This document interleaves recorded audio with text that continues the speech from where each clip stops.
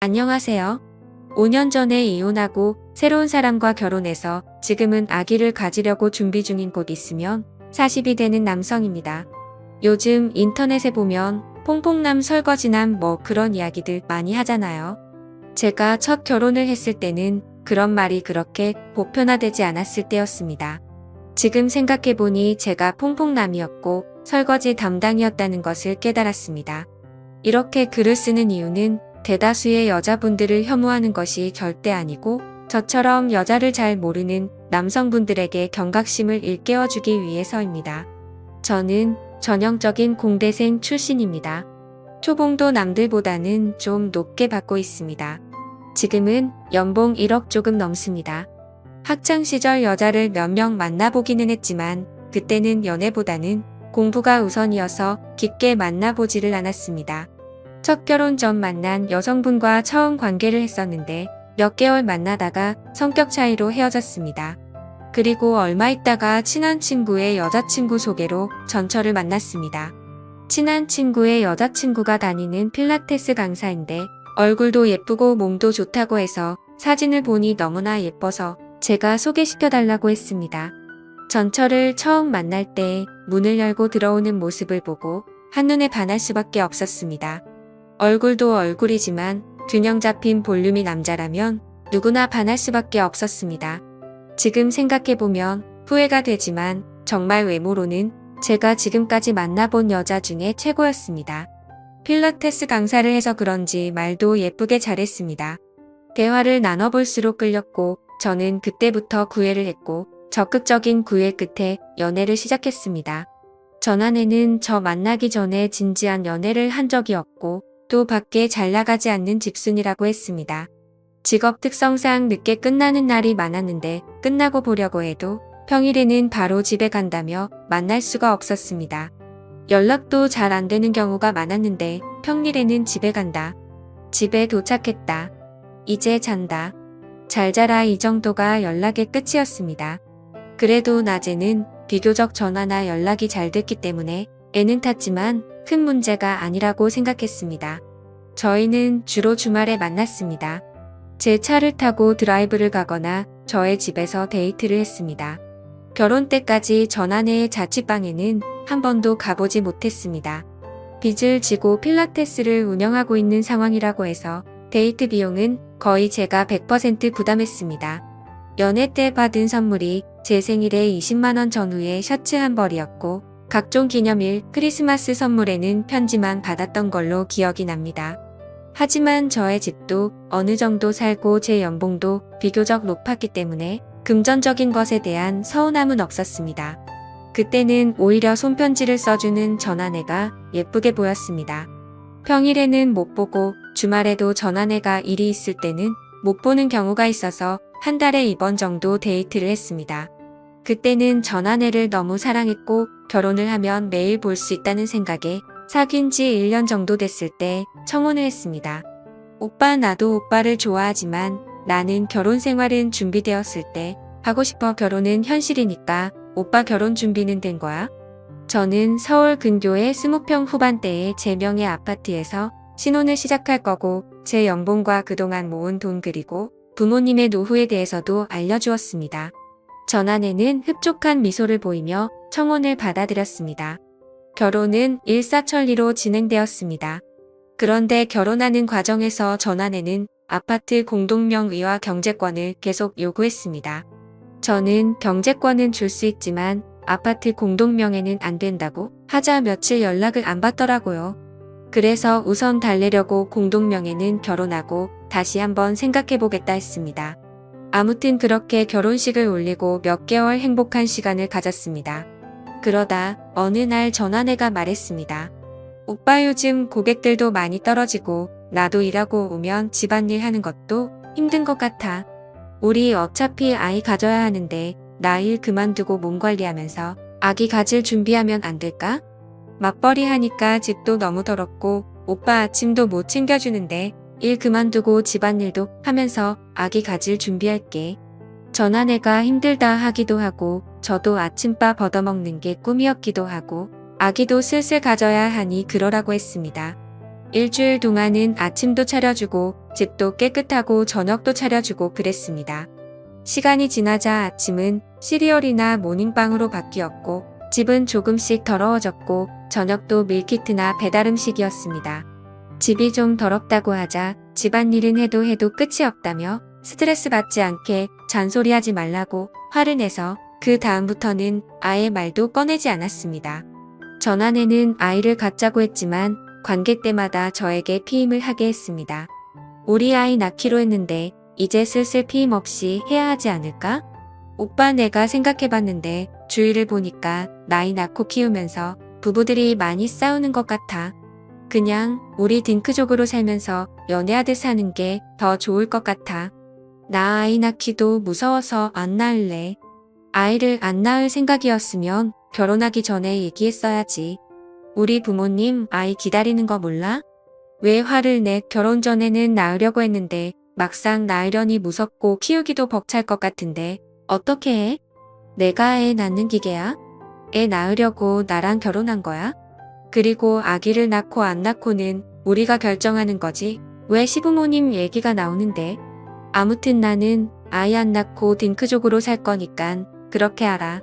결혼 전에는 아이를 갖는다 했고 아이를 갖기 위해 일까지 그만뒀는데 갑자기 아이를 안 낳는다니 황당했습니다. 게다가 딩크족으로 산다면서 일은 안 하고 집안일만 하겠다고 고집을 부렸습니다. 아이를 가지려 노력하던지 아이를 안 가지려면 다시 일을 하자고 해도 아이도 안 갖고 일도 하지 않을 거라며 화를 내고 관계도 거부하고 그렇게 몇 달을 보냈습니다. 그러던 어느 날이었습니다. 전 아내가 말을 하더군요. 오빠 나 아이 낳기 정말 무섭고 싫은데 오빠랑 시부모님이 원하면 아이 가져보려 노력해볼게. 오빠 나도 오빠를 좋아하지만 나는 결혼 생활은 준비되었을 때 하고 싶어. 결혼은 현실이니까 오빠 결혼 준비는 된 거야? 저는 서울 근교의 20평 후반대의 제 명의 아파트에서 신혼을 시작할 거고 제 연봉과 그동안 모은 돈 그리고 부모님의 노후에 대해서도 알려주었습니다.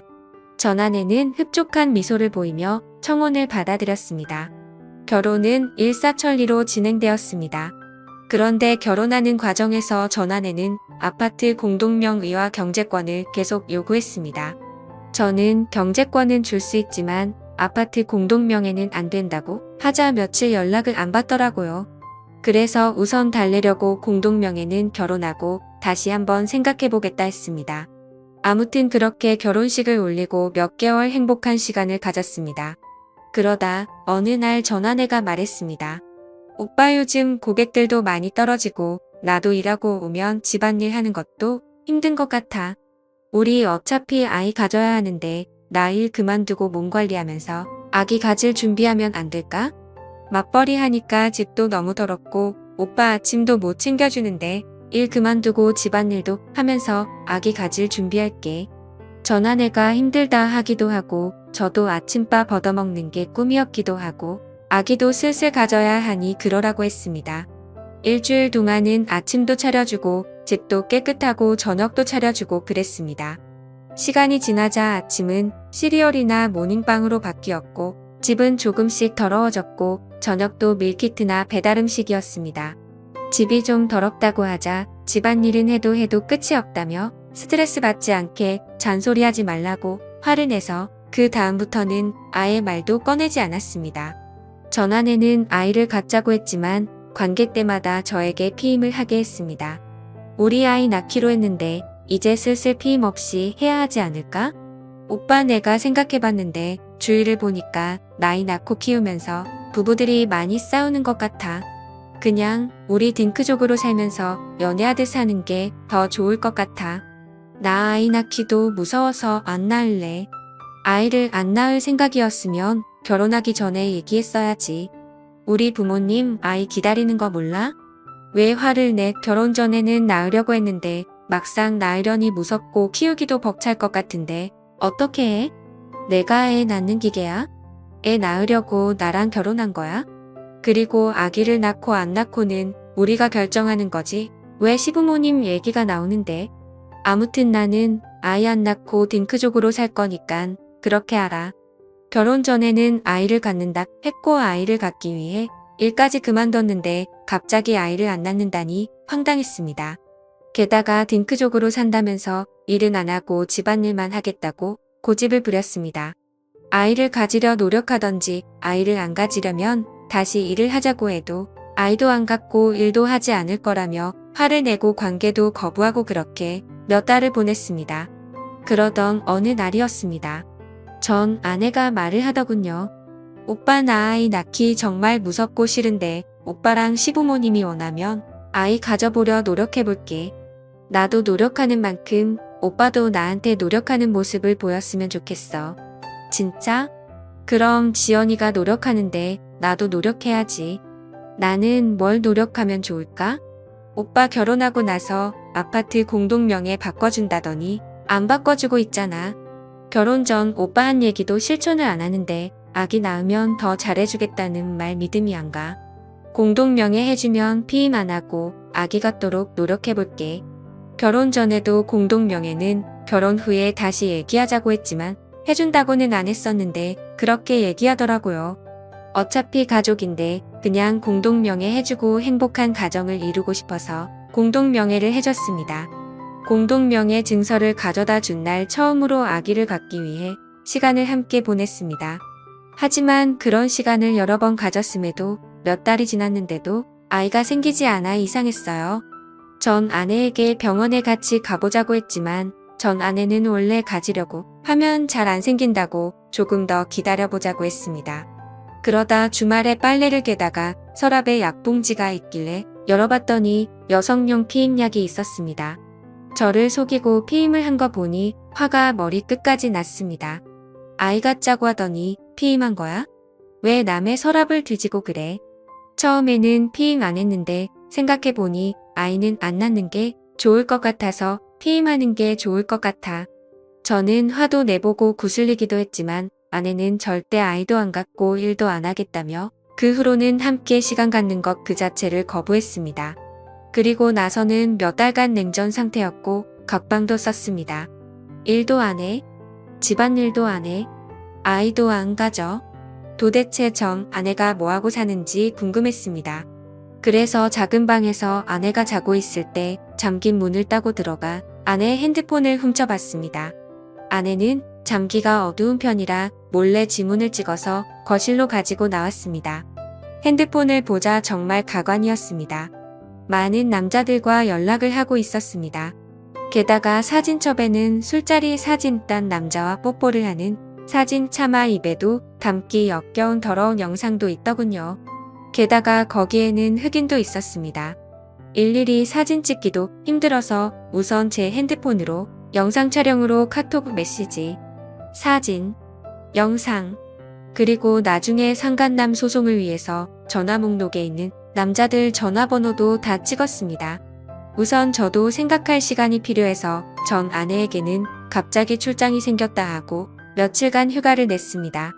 분명 그때 전 아내는 웬 기회냐 하고 다른 남자들을 만났겠지만 그동안 어차피 남자 저 남자 다 만나고 다닌 거 상관없다는 마인드였습니다. 어차피 이혼할 거니깐요. 많은 카톡 내용을 보는 데만 몇 시간을 걸렸습니다. 그리고 친구 아는 형이 이혼 전문 변호사라 찾아갔습니다. 이혼은 당연한 거고 상간소송도 진행해야 하고 아무래도 재산 분할이 문제가 될 것 같아서 상담을 받았습니다. 변호사의 조언에 따라 아내에게 준 제 카드 내역 다 뽑고 분실 처리하고 재발급 받았습니다. 통장 내역도 뽑았는데 월급날마다 전액을 뽑아가서 잔액이 거의 없었습니다. 제일 중요한 아파트는 결혼 전 부모님께 증여로 받은 자료들을 준비했습니다. 그리고 상간남들 별로 전화번호, 카톡 내용을 정리했습니다. 변호사 말로는 전 아내가 유부녀인 걸 몰랐다면 상간소송이 안 된다고 하더라고요. 전 아내가 관계를 했다는 카톡 내용과 사진이 있는 사람이 총 5명이었는데 그 중에 4명은 남편이라는 얘기가 있어서 상간남 소송이 되고 1명은 그런 내용이 없어서 힘들 거라고 했습니다. 이혼 소송과 상간 소송이 마무리되는데 1년 남짓 소요됐습니다. 변호사가 말한 대로 1명은 유부녀인 거 몰랐다고 기각됐고 3명한테는 위자료 받았습니다. 전 아내에게도 위자료 받았습니다. 아파트는 결혼 전 구매했는데도 전 아내의 기여도 10% 인정해주더라고요. 거의 위자료랑 아파트 기여도랑해서 퉁쳤네요. 아무리 졸라도 아파트 공동명의 안 해줄 걸 그랬습니다. 그래도 퐁퐁남으로 계속 사는 것보다는 조금이라도 일찍 알고 끝낼 수 있었던 거에 만족합니다. 이혼 마무리되고 얼마 있다가 지금의 아내를 만났고 아내는 정말 성실하고 진솔한 사람입니다. 살림도 잘해서 아침밥도 맨날 먹고 다니고 있네요. 전 아내의 막장 같은 바람 때문에 초기에는 의심도 했지만 올바르고 성실한 정말 정직한 사람입니다. 바라는 아기도 얼른 생겨서 더 화목한 가정을 이루고 싶네요. 여자 얼굴 많이 보시는 분들 조심하세요. 저처럼 퐁퐁남 될 수 있습니다. 여자는 외모도 중요하지만 조신한 여자가 최고인 것 같아요. 감사합니다.